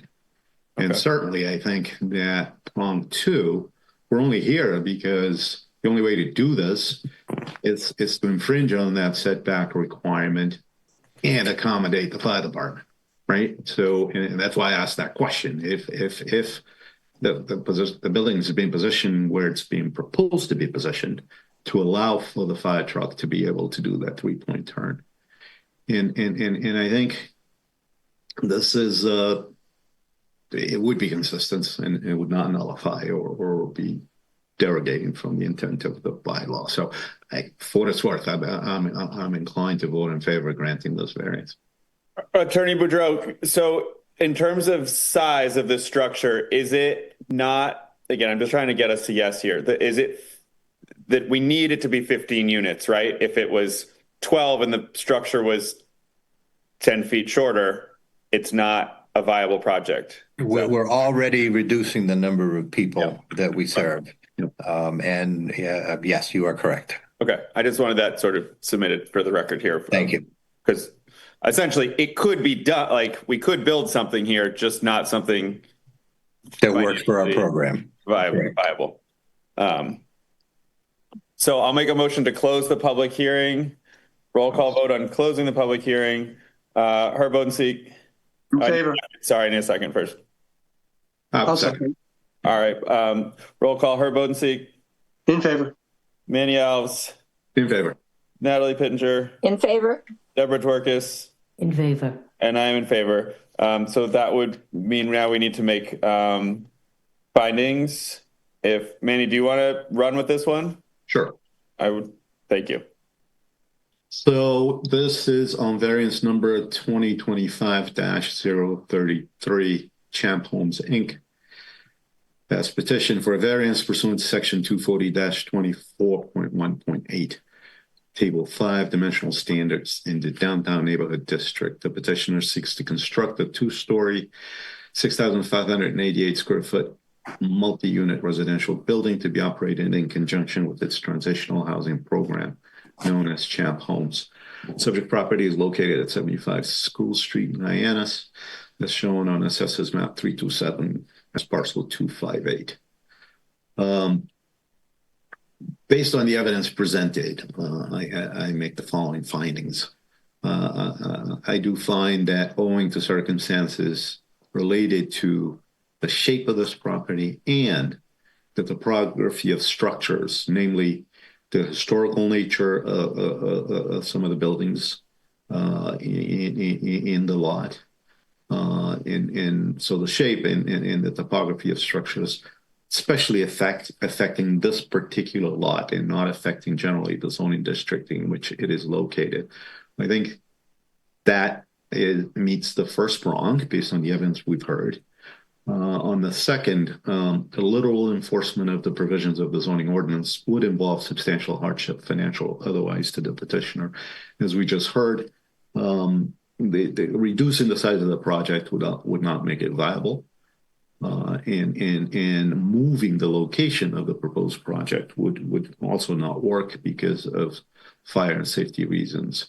So where it is being proposed is truly the only place it could be placed in the lot, and a literal enforcement of the bylaw provision would preclude the construction of the structure, and I think that would involve substantial hardship.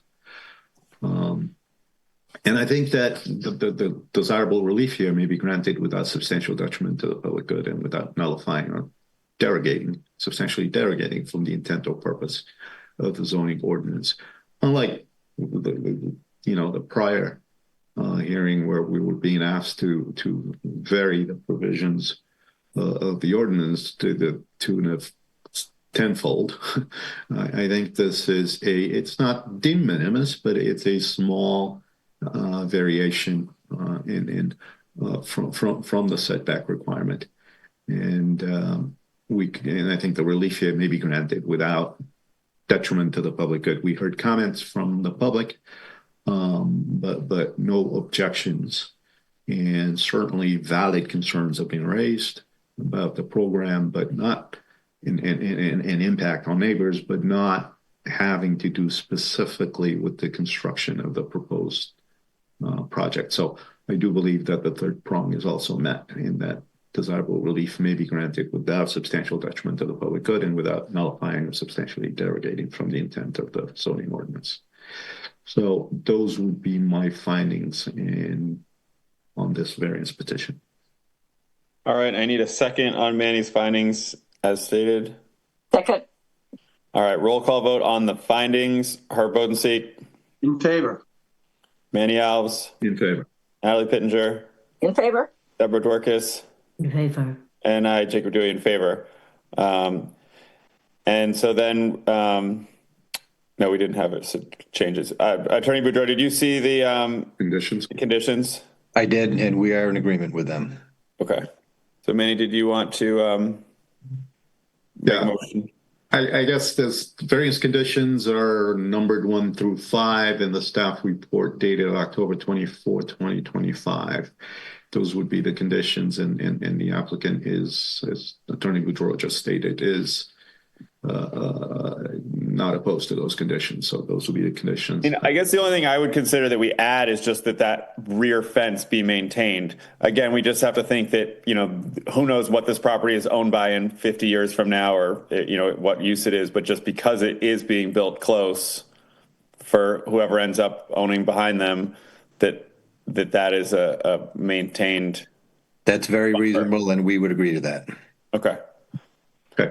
So we would add a sixth condition that would require that the fencing located on the side of the property where the building will be closest, 10 foot, 10 and a half feet, be maintained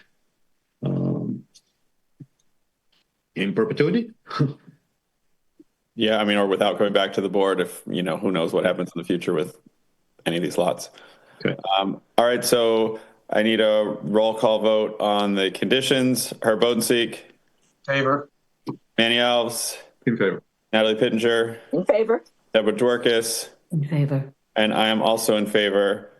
Now I believe we need to make a vote to grant the special permit, the variance, with conditions as written. This is a vote to pass the item. And do I need a second, Anna? I'm supposed to second that, yeah?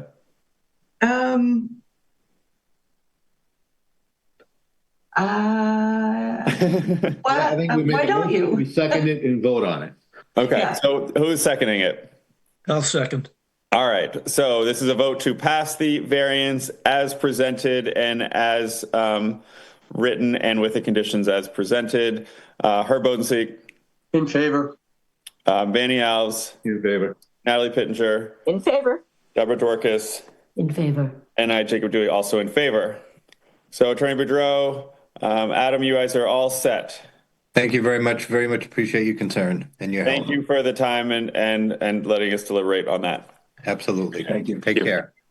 All right, next up, we have our last item for the night, appeal number 2025-034. Sarah T. Conley, trustee of the 789 South Main Street Nominee Trust, has applied for a special permit pursuant to section 240-133.4E, special permit for dimensional relief. The applicant is seeking dimensional relief to construct an attached garage with a 10.5-foot front yard setback where presently exists a detached garage with a 9.7-foot front yard setback. The subject property is located at 789 South Main Street, Centerville, Mass, as shown on Assessor's Map 185 as parcel 014.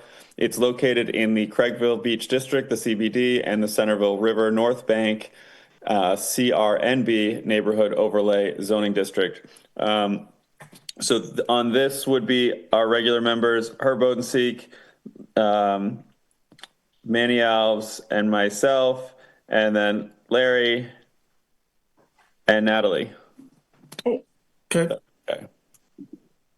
And Attorney Schultz, over to you. Oh, good evening, Chair Dewey and members of the board.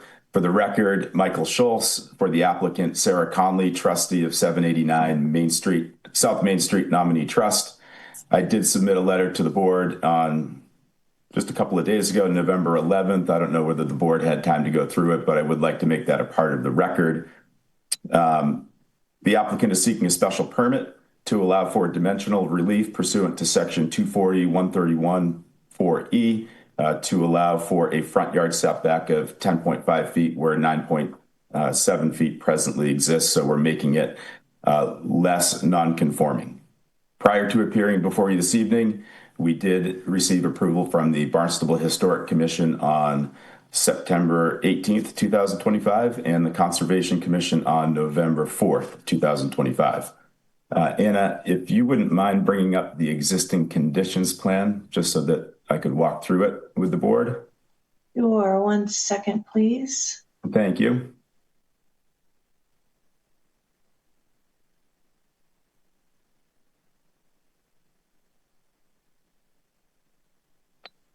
And while Anna's bringing that up, just a little background on the property. 789 South Main Street is located in the village of Centerville, and it's presently approved with a single-family dwelling and a detached garage. On the right side, as you're looking at the site plan existing conditions, the detached garage is located 9.7 feet from South Main Street and 2.8 feet from the easterly property line. And Anna, if you're able to just scroll down to the proposed conditions plan, please. And as shown on the proposed conditions plan, the applicant is proposing to move the legal non-conforming garage to the other side of the property, to the westerly side, making it more conforming at 10.5 feet, and we would be 54 feet from the easterly sideline.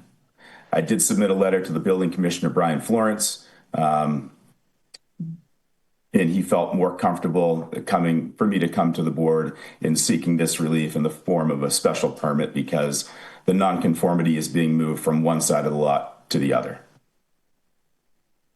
As set forth in the letter that I did send to the board and to Commissioner Florence, the proposed development has a number of beneficial factors. We're reducing the gross floor area from 8,962 square feet to 8,900 square feet. We're reducing the height from 32.75 feet to 30 feet, reducing buildage coverage from 6,547 to 5,669 square feet. We're reducing lot coverage from 10,551 square feet to 9,402 square feet. We're improving setbacks, the front yard setback that I just described from 9.7 to 10.5. We're moving on the easterly sideline from 2.8 feet to 39.3 feet. And we're moving on the westerly side from 39.7 feet to 54.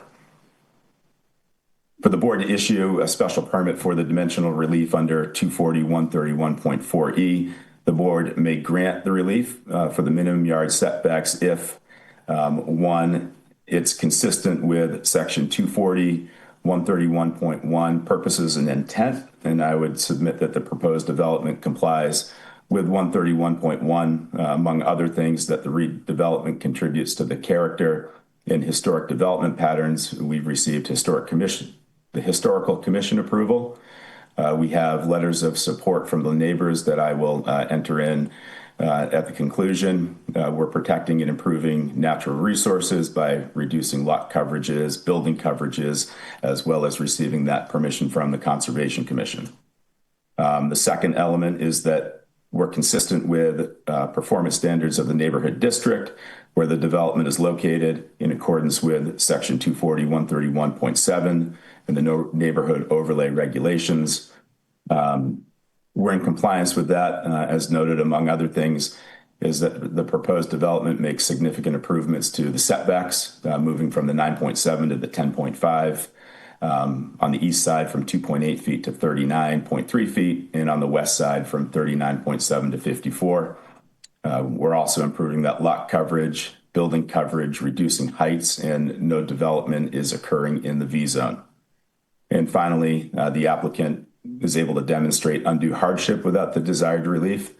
And I would submit to the board that what we're doing is we're bringing this dwelling into significant compliance with all of the setbacks and coverages and heights. And what we're also doing is improving neighborhood relationships by, shrinking that footprint on the sidelines and providing a more condensed development, which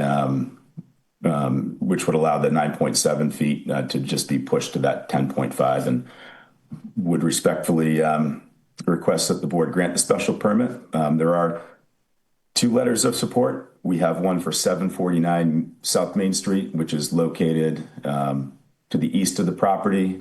Todd Copeland did submit that letter of support for the record. Anna does have that. And then 796 Main Street and 819 Main Street are owned by the same owner.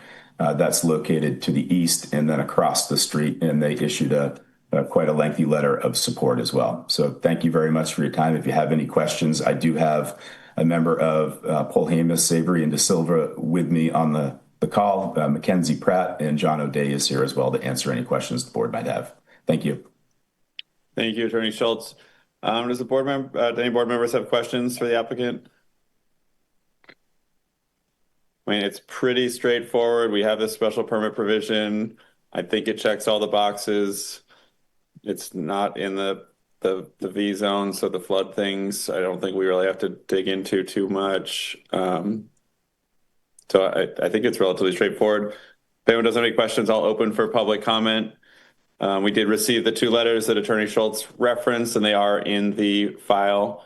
Is there anyone here that'd like to speak to this? Seeing none, I will make a motion to close public comment. Second. Roll call vote on closing public comment. Herb Bodenseek. Favor. Manny Alves. Do we lose Manny? Oh no, you're there. Manny, you're muted. Sorry, I'm in favor. Larry Hurwitz. I'm in favor also. And Natalie Pittenger, I think, yeah. Yeah, in favor. And I'm also in favor. So public comments closed. Is there any more discussion or deliberation before we close the public hearing? All right, I will make a motion to close the public hearing. I'll second. All right, roll call vote on closing the public hearing. Herb Bodenseek. In favor. Larry Hurwitz. In favor. Manny Alves. In favor. Natalie Pittenger. In favor. And I'm also in favor. So that brings it back to someone that'd like to make findings. Who wants to take a stab at this one? Come on, you've got it. Anna's got it all written for you. Natalie? Okay, I'll do my best. You'll do fine. Okay. Let's see. Okay, so appeal number 2025-034. Sarah T. Conley, trustee of 789 South Main Nominee Trust, has applied for a special permit pursuant to section 240-131.4E. Special permit for dimensional relief. The applicant is seeking dimensional relief to construct an attached garage with 10.5 5 feet front yard setback where presently exists a detached garage with 9.7 foot front yard setback. The subject property is located at 789 South Main Street, Centerville, as shown on Assessor's Map 185, parcel 014. It is located in the Craigville Beach CBD and the Centerville River North Bank CRNB Neighborhood Overlay Zoning District. So, okay, the findings. Number one, the application falls within a category specifically accepted by the ordinance for a grant of special permit.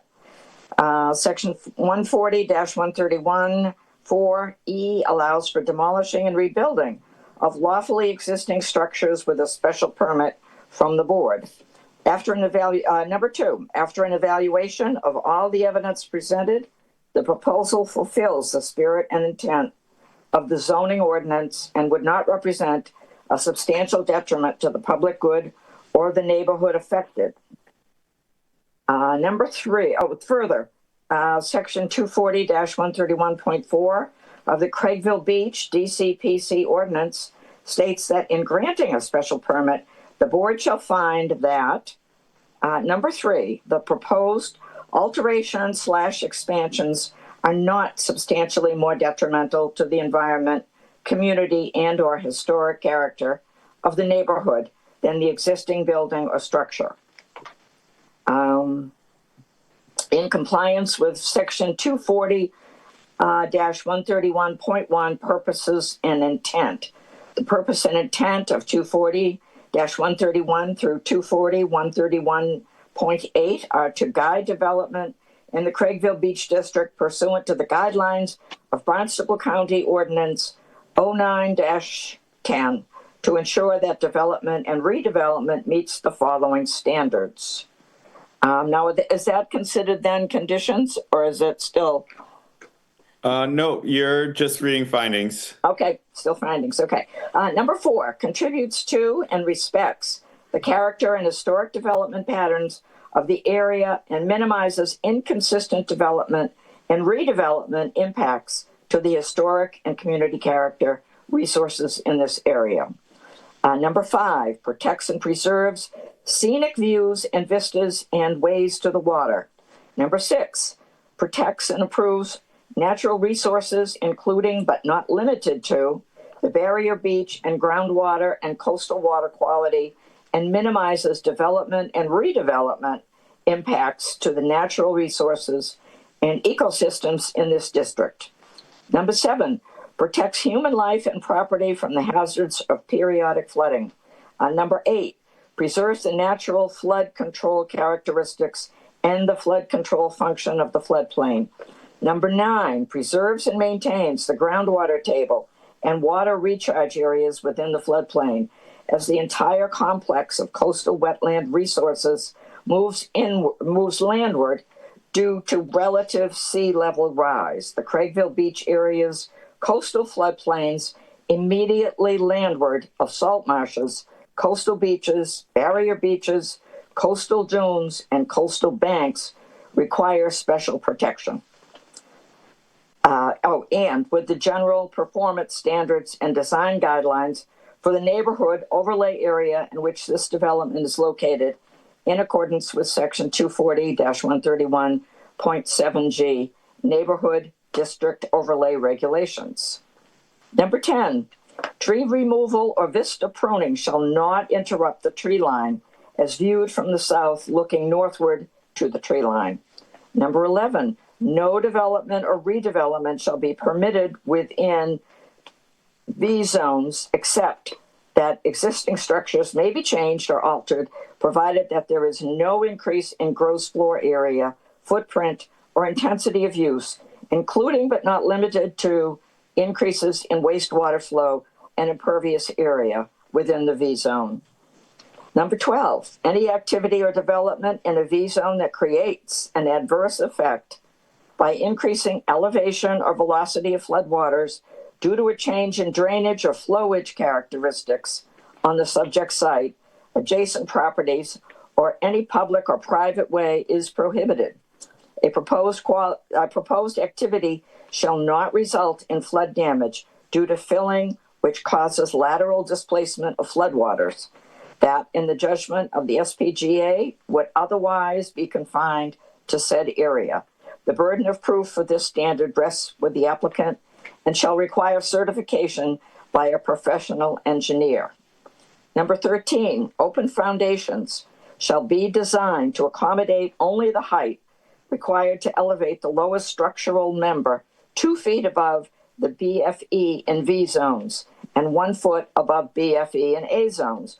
For all new construction and substantial improvements within the V zones, the space below the lowest floor must either be free of obstruction or constructed with non-supporting breakaway walls, open wood lattice work, or insect screening intended to collapse under wind and water loads without causing collapse, displacement, or other structural damage to the elevated portion of the building or supporting foundation system. I need a second. I'll second that. The findings as you've read them. Manny has seconded. A roll call vote on the findings. Herb Bodenseek. In favor. Larry Hurwitz. In favor. Manny Alves. In favor. Natalie Pittenger. In favor. And I am also in favor. Now, with conditions, I mean, one thing, Attorney Schultz, just with the wastewater requirement here, et cetera, I guess I would ask that it would be okay that we put in the condition under any expansion of the dwelling or construction of additional accessory structures or living space or conversion to additional, self-sustaining, an ADU, et cetera, would have to come back to the board for approval.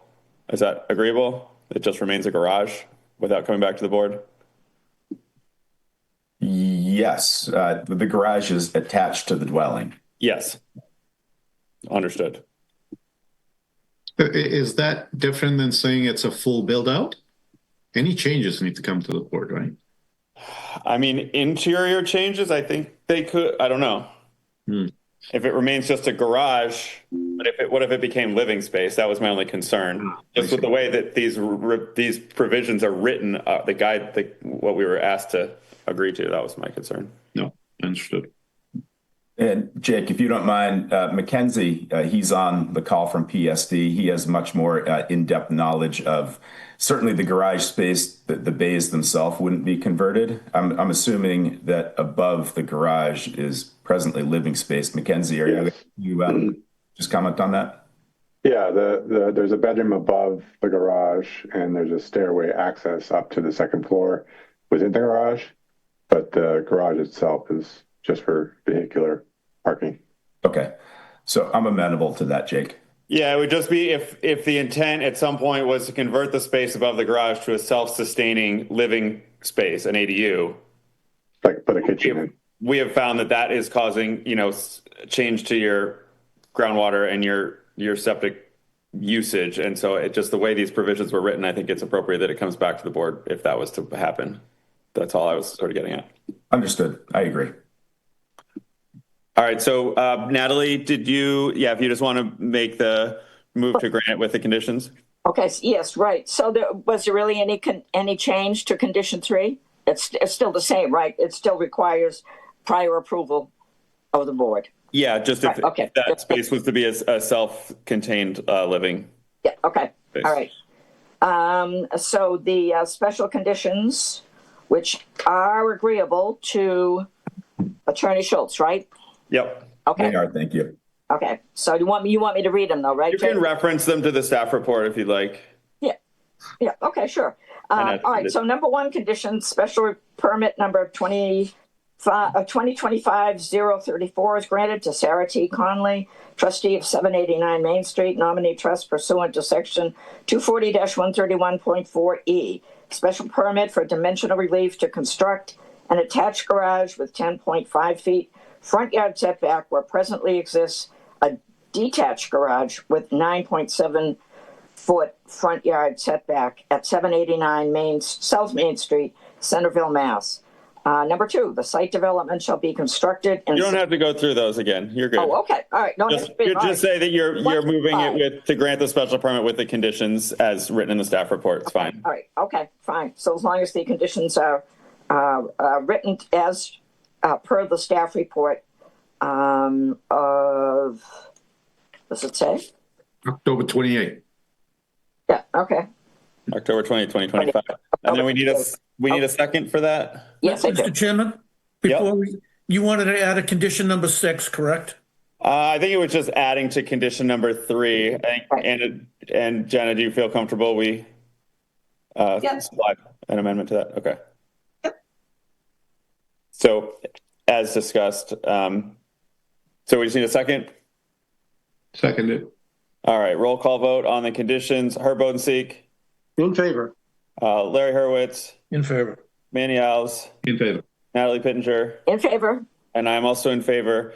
And then we need to vote to grant the special permit with conditions. This is a vote on granting everything as discussed and as read. Herb Bodenseek. In favor. Larry Hurwitz. I'm also in favor. Manny Alves. In favor. Natalie Pittenger. In favor. And I am also in favor. So the item passes. Thank you, Attorney Schultz and your team for your time tonight. No, thank you all. Have a great night. I appreciate it. We had 2 items of correspondence. November 19th, 2025 community meeting for OSRP draft and the Cape Cod Commission pro forma hearing notice for the Provincetown Pier Hotel for November 10th at 10 a.m. Any matters not anticipated? Welcome to Deborah, our newest member. Thank you for being here and getting all the paperwork and everything done. And hopefully, we'll see you in person. Hopefully, if you're around in January, that's our next in-person meeting. But we have December 10th will be remote, and then January 14th in person, and January 28th remote. Anything we should know, Anna? The 14th is the 40B project. That's what I was going to ask. In person. Right. And how does the 10th look? Any continuances other than the one we just had? We will have 4 on the agenda. Okay. After tonight. Did we have one coming back? I can't remember what was continued to there besides tonight. The WS development is on there. There's a new application from Patrick Nickerson, and then the 25 Falmouth Road items. Have you gotten, I know we have a new attorney working now. I met her the other night. So is that actively in discussion? Do we need to do anything to prompt that along to try to get that somewhere on December 10th so we can get it off our docket in one way or the other? I did speak with Brian Florence, the building commissioner, today, and he plans on being there. And I did hear that somebody from the attorney's department will be there too. Okay. I just want to make sure we sort of stop kicking the can on that. I think we're over a year now. We've had it continuing along. And Jim Kupfer will be there too. Okay, great. I will make a motion to adjourn. I need a second. I'll second that. Roll call vote. Herb Bodenseek. In favor. Larry Hurwitz. In favor. Manny Alves. In favor. Natalie Pittenger. In favor. Deborah Dworkis. In favor. And I, Jacob Dewey, also in favor. We are all set. Thank you, Anna and Jenna.